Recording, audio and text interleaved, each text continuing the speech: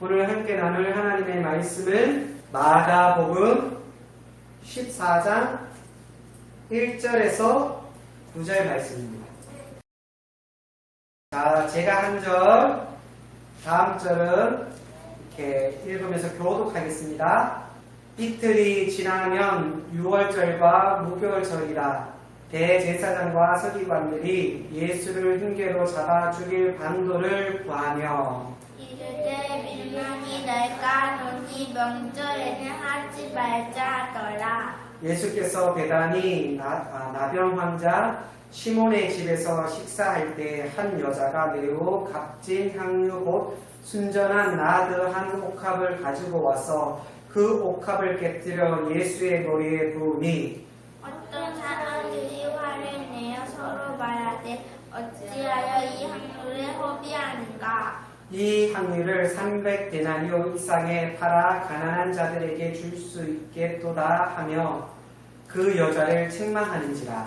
예수께서 이르시되 가만두라. 너희가 어찌하여 그를 괴롭게 하느냐. 그가 내게 좋은 일을 하였느니라. 가난한 자들은 항상 너희와 함께 있으니 아무 때라도 원하는 대로 도울 수 있거니와 나는 너희와 항상 함께 있지 아니하니라.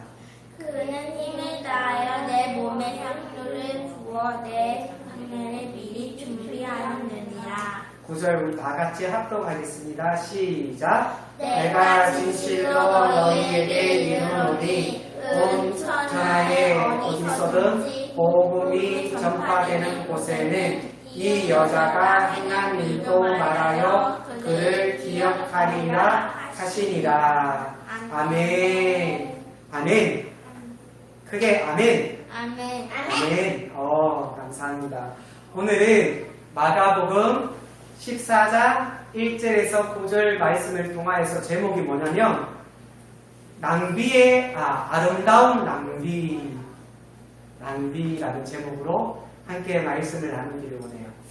제가 퀴즈를 하나 낼게요. 요즘 남자들도 화장을 많이 하거든요.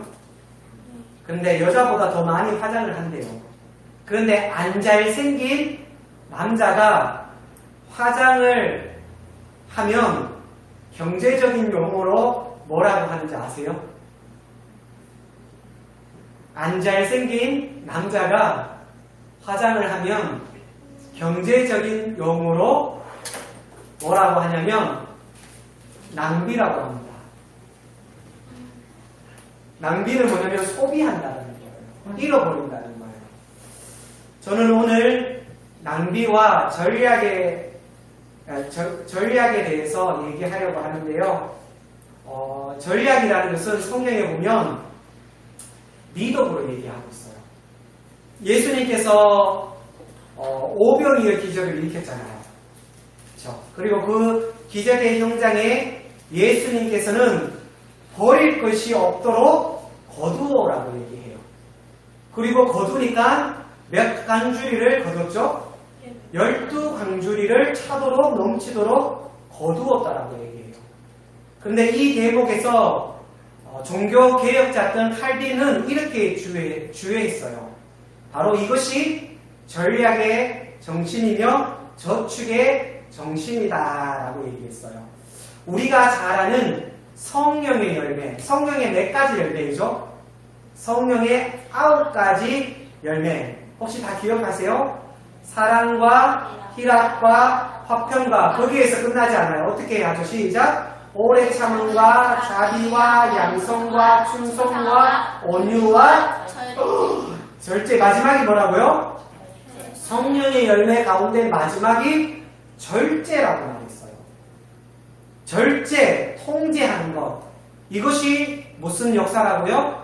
성령의 역사라고. 절제의 역사는 성령님의 통해서만 이루어질 수 있다라고 말하고 있어요. 그러나 모든 것이 원칙으로만 이루어진다면 아마 숨 쉴 수 없을 거예요.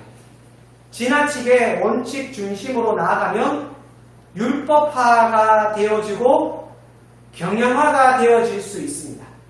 그래서 일반적으로 낭비는 죄악이고 전략은 미덕이지만 그러나 종종 때때로는 예외가 있을 수 있음을 이야기하고 있어요. 저는 오늘 이러한 낭비가 미덕일 수 있는 예외적인 케이스에 대해서 함께 나누며 이야기하고 싶어요. 이런 경우를 생각해 봅시다. 1년 내내 정말 검소하게 근검전략하며 살아온 부부가 어느 날 자기 아내를 바라보니까 너무 고생하며 살아왔는데 그 아내가 너무나 안타까워서 1년에 한 번 자기 아내를 위하여 아주 근사한 레스토랑에서 아주 로맨틱한 저녁을 아내에게 대접을 해요. 물어볼게요. 이것이 낭비일까요? 낭비가 아닐까요? 예, 이것은 낭비라고 생각할 수 없어요. 오늘 성경은 이러한 예외적인 케이스에 속하는 사건을 우리에게 다루고 있어요.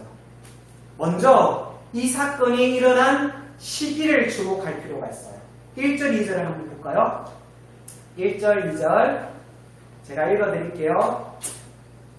이틀이 지나면 6월절과 무교절이라 대제사장들과 서기관들이 예수를 흉계로 잡아 죽일 방도를 구하며 이르되 밀란이 일어날까 하노니 명제는 하지 말라 하더라 라고 말합니다. 무엇이 가까이 다가왔다라고요? 명절이 가까이 다가왔다라고 말해요. 그런데 이 명절이 가까운 이 시각에 사회의 가장 대표하는 종교 지도자와 정치인들은 지금 무엇을 하려고 있죠? 예수를 잡아 죽일 음모를, 방편을 생각하고 있어요. 6월절에는요, 이스라엘 전역에 심지어 해외에 있는 사람들도, 유대인들도 다 이스라엘의 예루살렘으로 모여듭니다. 그 인파가 그 당시에 무려 몇만 명이냐면요, 300만 명이 되었대요. 예수님은 그 당시에 아주 서민들에게 인기가 있는 분이었어요. 왜냐하면 예수님을 통해서 병자가 나았잖아요. 그쵸? 삶에 소망이 없는 사람이 소망을 갖게 되어지고 능력이 없는 사람이 능력을 갖게 되어지고 구원을 이루게 되는 하나님의 놀라운 일들이 예수님을 통하여서 일어나게 되어져요. 그런 예수님을 잡으려고 체포하려고 하니까 이들이 누가 두려울까요? 사람들이 두려웠어요. 그래서 밀란이 일어날까 그들은 행동을 옮기지 못했어요. 이러한 명절이 가까운 뜨드스한 그러나 예루살렘 한 곳에는 음모가 진행되고 있는 그 시각에 오늘 본문의 사건이 일어나고 있는 것이에요. 이 사건이 일어난 집은 어디라고 얘기하고 있어요? 3절 한번 볼까요? 3절? 그쵸? 제가 3절 한번 읽어볼게요. 예수께서 베다니 나병 환자 시몬의 집에서 라고 말하고 있어요. 이 사건이 누구의 집에서 일어나고 있다고요? 시몬 베드로가 아니에요. 그냥 시몬이라는 사람이에요. 그럼 이 시몬이라는 사람은 누구일까요? 학자들은 여러 가지 추측을 하는데요. 오늘 본문은 이 시몬이 어떤 사람이라고 얘기하고 있어요? 나병을 가진 사람이라고 하고 있어요. 그러면 지금 시몬의 집에 예수님이 왜 오셨을까요? 아마 이러한 상황일 것 같아요. 나병을 지금 또 나병은 고치기 어려운 병이에요. 그쵸? 오늘 아침에도 오늘 보니까 엄마하고 우리 샤론이하고 대화하는 가운데 코로나는 치료제가 나왔는데 아직 치료제가 나오지 않은 병이 있어요. 그게 무슨 병이에요? 그쵸? 그 당시에 그 나병은요, 에이즈와 같이 불치병이었어요. 고칠 수 없는 병이었어요. 그런데 아마 이 사람이 예수님을 만나고 치료를 경험하고 죽을 뻔하였던 그가 고침을 받음으로 인해서 예수님의 은혜에 감사하여서 감사의 잔치를 벌린 것 같아요. 그걸 어떻게 아느냐? 요한복음 12장에 가면 동일한 사건의 이야기가 나오고 있어요. 나중에 한번 보세요. 요한복음 12장에 보면 이 잔치석에 누가 참여하는지 아세요? 세 사람이 참여해요. 바로 마리아와 마르다와 또 누굴까요? 오라비, 나사로가 참여합니다. 근데 이 세 사람은 어떤 관계예요? 형제 관계예요. 그런데 이들과 시몬이 어떤 관계일까요? 바로 같은 동네에 살았던 사람들이에요. 베다니라는 마을에 아마 다른 두 집일 가능성이 있을 거예요. 그러나 어떠한 학자는요, 아주 흥미로운 예측을 해요. 오늘 본문에 나타난 이 시몬이 마리아와 마르다와 나사로의 아버지였을 거라고 추측하는 사람도 있어요. 어쨌든 잔치가 한참 벌려지는 가운데 한 여자가 누구 앞에 나옵니까? 예수님 앞에 나와요.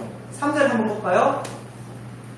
이 한 여자가 매우 값진 향유 순전한 나드 한 옥합을 가지고 오라고 말합니다. 한 여자라고 오늘 마가복음에는 기록되어져 있죠. 근데 요한복음에서는요, 이 여자 이름이 나옵니다. 누군지 아세요? 아까 전에 제가 두 여자 이름을 얘기했죠. 그쵸. 첫 번째 이름이었던 마리아예요. 마리아가 무엇을 깨뜨렸다고요? 옥합을 깨뜨렸어요. 그리고 그 향유를 가지고 예수님의 머리에 부었어요. 그리고 이 여자는 자기의 머리털로 예수님의 발을 씻겼어요. 그런데 이 행위를 사람들은 어떻게 보고 있을까요? 칭찬을 하고 있을까요? 아니에요. 사절을 한번 볼까요? 흥분하고 있어요. 사절을 한번 봐요. 어떤 사람들이 어떻게 했다고요? 화를 내며 서로 말하되 어찌하여 이 향유를 어떻게 하였다? 허비하였느냐, 낭비하였느냐라고 말하고, 어찌해서 이 고급스러운 향유를 낭비할 수 있느냐라고 오히려 이 사람들이 어떻게 하고 있어요? 화를 내고 있고요, 비난을 하고 있어요. 그 다음 절을 한번 볼까요? 그 다음 절에 보면 이 향유를 몇 데나리오? 300데나리오 이상의 팔아 가난한 사람들에게 줄 수 있었도다 하면서 그 여자를 어떻게 했다? 책망하였다 라고 말합니다. 그런데 이 여자를 책망하고 비난하는데 앞장을 섰던 대표적인 사람이 있어요. 혹시 누군 줄 아세요? 요한복음 12장에 나와요. 그 사람의 이름은 예수님을 팔았던 사람이에요. 누구예요? 그렇죠. 가룟 유다예요. 이 대목에서 우리가 잘 생각해 봐야 돼요. 유다의 이 말은 피상적으로 접근하면 이 사람의 말에 맞죠. 왜냐하면 300데나리오는 그 당시에 굉장히 큰 돈이었어요. 그 당시 한 남자가 열심히 하루 종일 일을 하고 얻은 품삯이 한 데나리오입니다. 그러면 300데나리오는 며칠분의 분량일까요? 그쵸, 300일이에요. 1년은 며칠이에요? 365일이에요. 다시 말하면 1년치의 품삯을 버린 것처럼 보이는 거예요. 엄청난 돈을 가난한 사람들에게 줘봐라. 얼마나 많은 구제를 하겠니? 라고 어떻게 보면 굉장히 합리적이고 설득력이 있는 이야기 같아요. 그런데 사랑하는 성도 여러분, 예수님은요 전혀 유다 편에 들지 않아요. 이렇게 말하는 이 사람들의 말에 편을 들지 않아요. 우리가 상식적으로 생각할 때는 분명히 이 여자 마리아는 그 행위는 낭비하는 행위에도 불구하고 예수님은 누구 편에 들었어요? 여자 편에 들었어요. 그리고 어떻게 말합니까? 6절 한번 볼까요? 이렇게 말해요.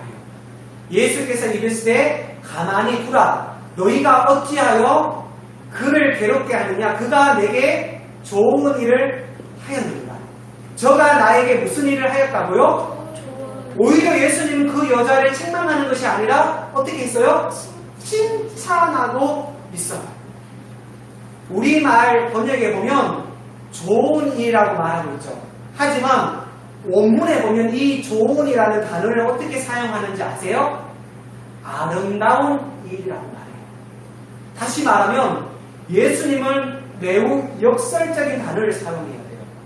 낭비는 나쁜 건데 낭비를 예수님은 어떻게 했다? 아름다운 일이라고 오히려 칭찬했어요. 그래서 오늘 설교 제목이 뭐예요? 아름다운 낭비라고 목사님이 적은 거예요. 우리가 상식적으로 생각할 때 낭비는 죄악인데 어째서 이것이 아름답다라고 칭찬을 하셨을까요? 그 이유가 무엇일까요? 그것이 본문에서 물어야 할 질문인 것이에요. 그렇다면 예수님이 오히려 이것을 아름다운 일이라고 칭찬하신 이유가 어디에 있는지 우리가 세 가지로 한번 살펴볼게요. 거기에는 첫 번째 따라해 볼까요? 아름다운 동기가 있기 때문입니다. 아름다운 동기가 있기 때문입니다. 맞아요. 오늘 본문에 예수님께서 그 여자를 마리아를 칭찬했던 이유는요. 아름다운 동기가 있었기 때문입니다.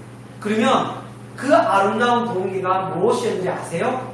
바로 사랑이었다라는 동기예요. 사랑은 계산을 초월해요. 사랑은 시간을 초월해요.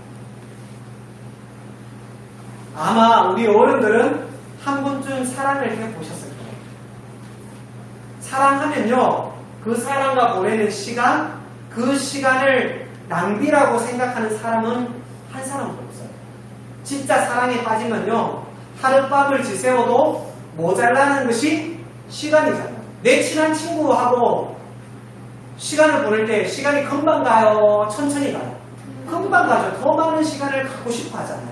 또 사람을 위해서 쓰는 돈도 허비라고 생각하지 않아요. 내가 그 사람을 위해서 무엇인가 할 수 있는가를 고민하는 것이 사랑이에요. 그래서 사랑은요, 맹목적으로 사람을 변화시키는 것입니다. 중요한 것은 사랑은 상식을 초월하고 계산을 초월해요. 유다의 비판은 피상적으로 접근하면 그것이 상당히 옳은 말 같아요. 그 액수가 무려 몇 데나리온?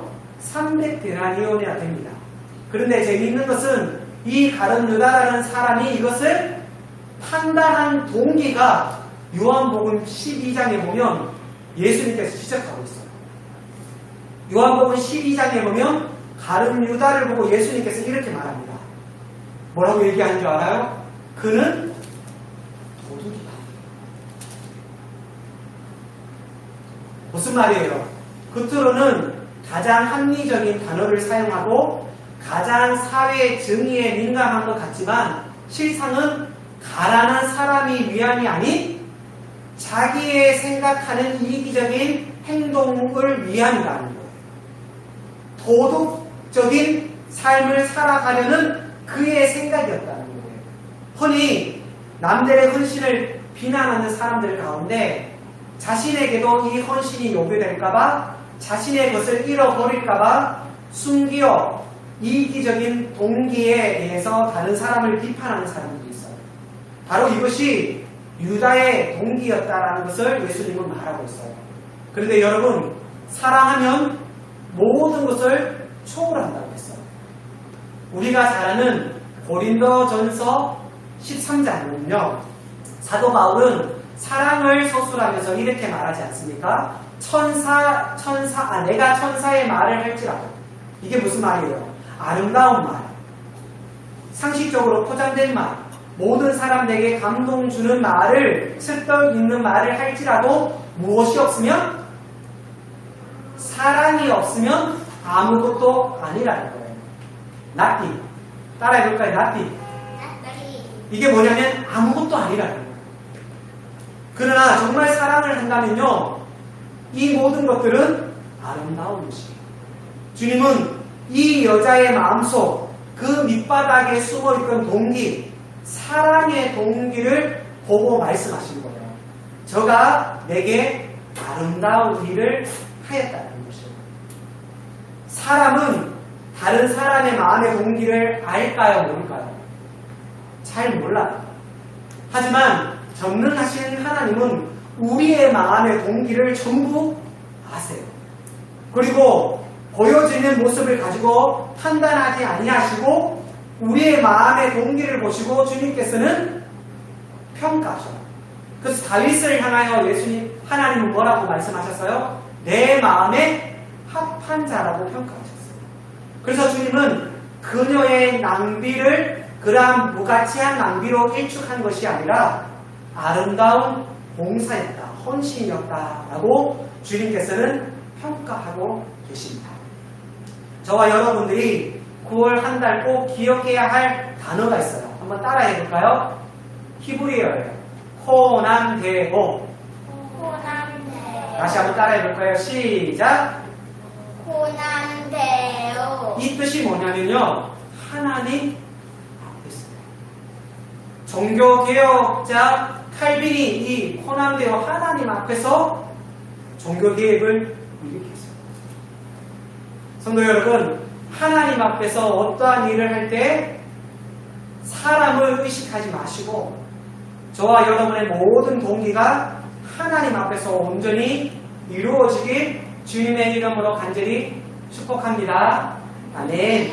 두 번째로 주님께서 이 여인의 헌신을 아름답다고 평가하신 또 다른 이유는 그것은요, 따라해 볼까요? 아름다운 기회를 포착했기 때문입니다. 아름다운 기회를 포착했기 때문입니다. 첫 번째는 뭐였죠? 아름다운 동기였어요.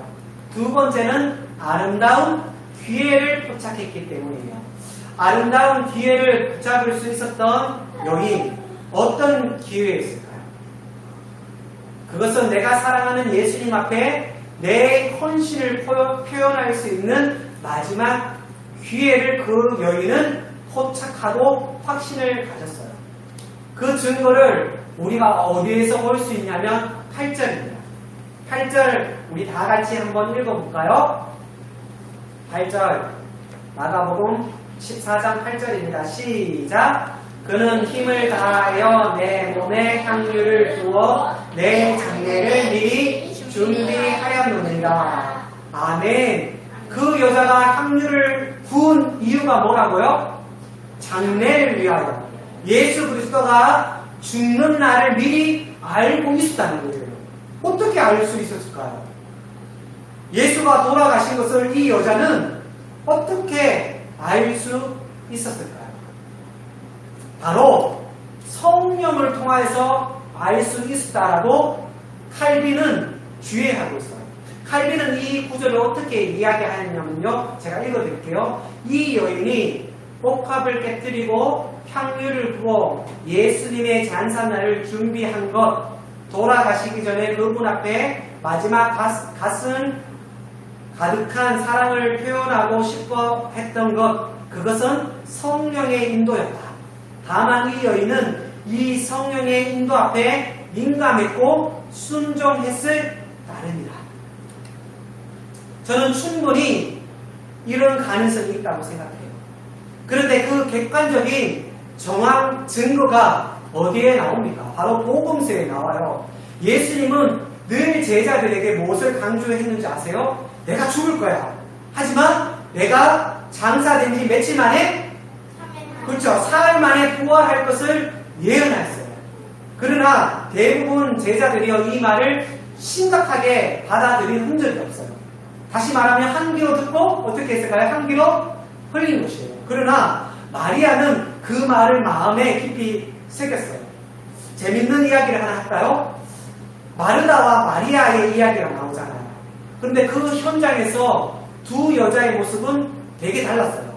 항상 마르다는 어떻게 하는지 아세요? 그 현장에서 서 있었어요. 그리고 분주했어요. 하지만 마리아는 어땠어요? 항상 앉아 있었어요. 그런데 아무것도 안 한 것이 아니에요. 마리아는 항상 무언가를 했어요. 무엇을 했을까요? 항상 앉아서 누구의 말을 들었을까요? 예수님의 말을 들었어요.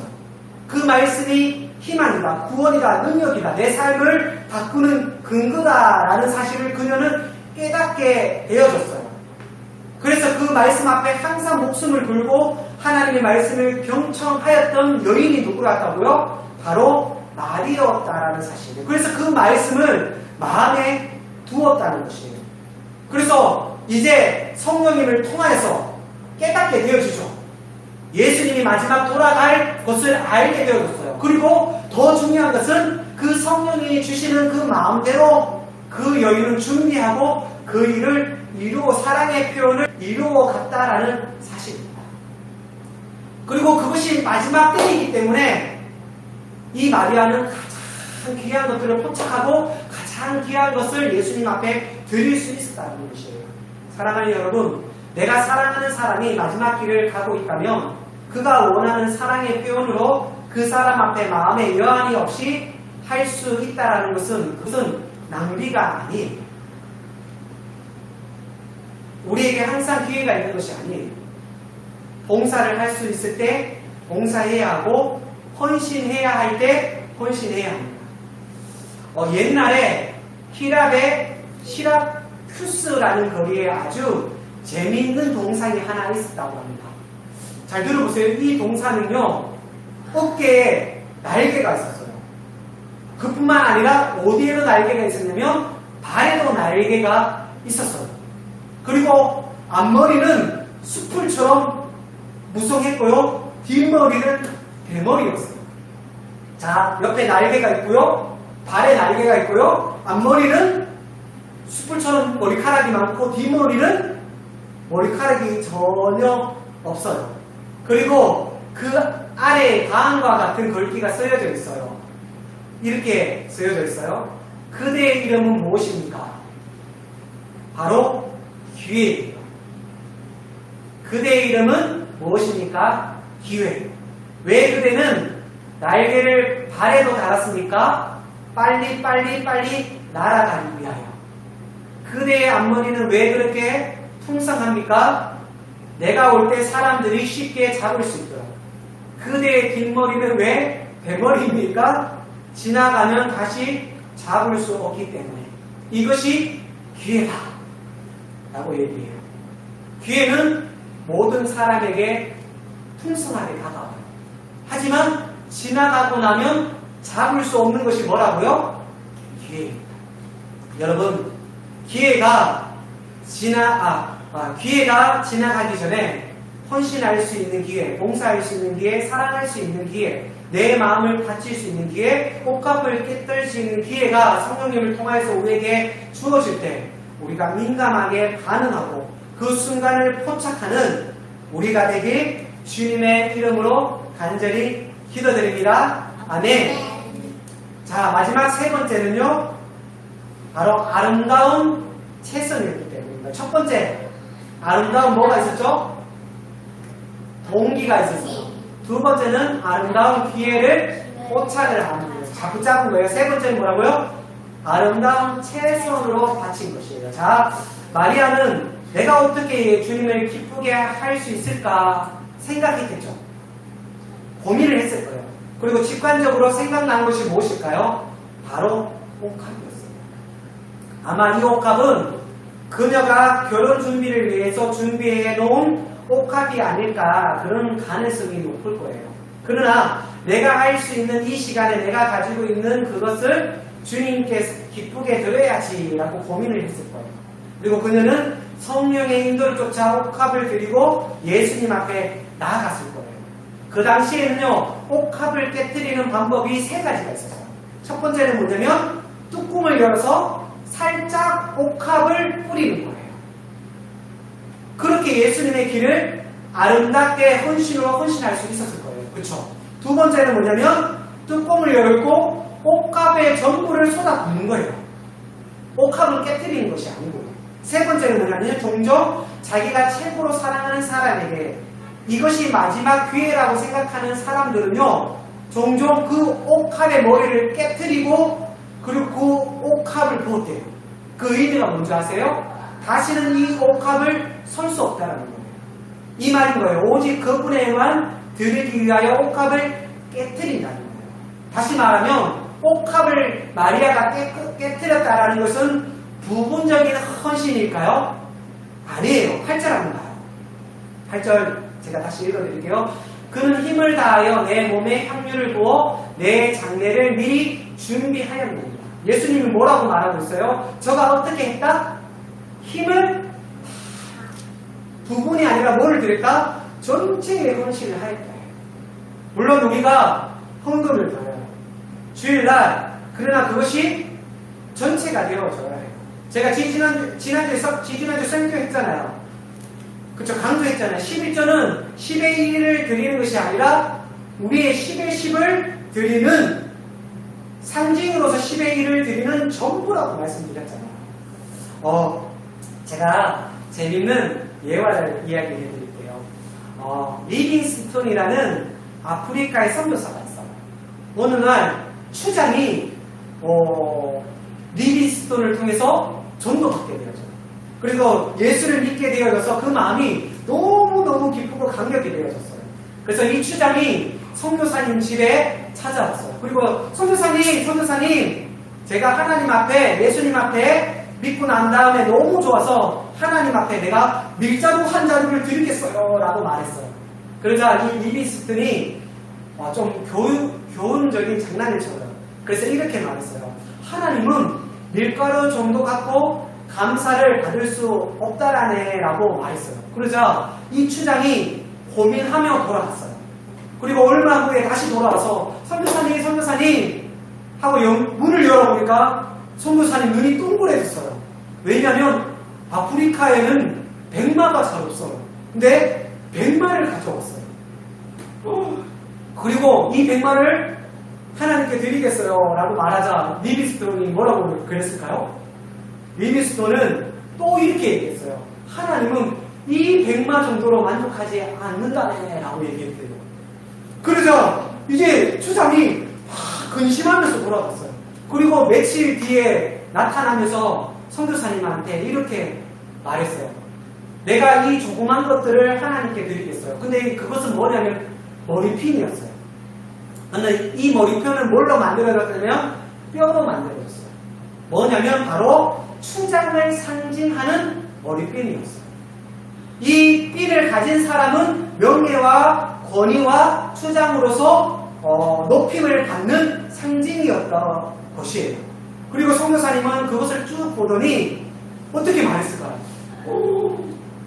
근데 선교사님은 또 이렇게 말했어요. 그것도 하나님이 기뻐하지 않는다. 이렇게 말하자 이제 추장이 화를 내면서 선교사님한테 이렇게 말했어요. 선교사님, 그러면 나는 아무것도 이제 없어요. 이제 나 자신밖에 없어요 라고 말하자 그때 비로소 리빙스톤이 이렇게 말했대요. 잘 들어보세요. 하나님은 당신을 원합니다. 하나님은요 밀가루를 원하지 않아요. 하나님은요 백마를 원하지 않아요. 하나님은요 추장을 상징하는 삐를 원하지 않아요. 하나님은요 무엇을 원하시냐면요 바로 하나님은요 우리를 원하셔요. 성도 여러분, 하나님은 모든 것을 지으시고 모든 것을 말씀으로 이루신 분이에요. 그분이 정말 우리에게, 여러분들에게 원하는 것은 다른 어떤 것이 아니라 여러분 자신입니다. 우리의 헌신은 우리의 자신을 드리는 아름다운 고백이어야 될 줄 믿습니다.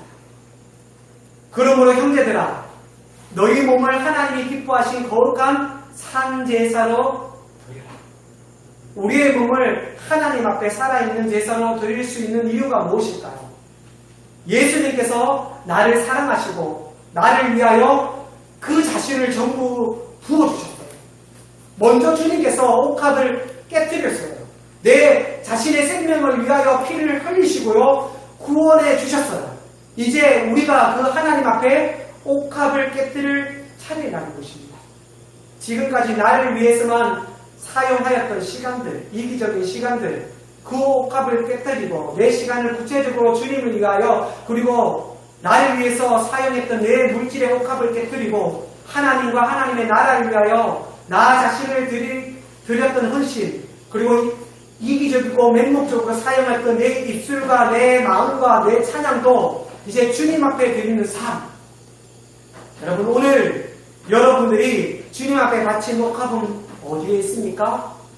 여러분들이 깨어야 할 그 옥합은 도대체 무엇입니까? 이제 말씀을 마치려고 해요. 무더운 8월이 지나고 9월이 시작되었습니다. 9월은 추수의 계절이고 9월은 감사의 계절. 이 9월 한 달 동안 하나님의 사랑에 한번 빠져볼 수 있는 시간을 가지시고 사랑을 한번 드려보세요. 그리고 주님과 더 많은 시간을 가졌으면 좋겠습니다.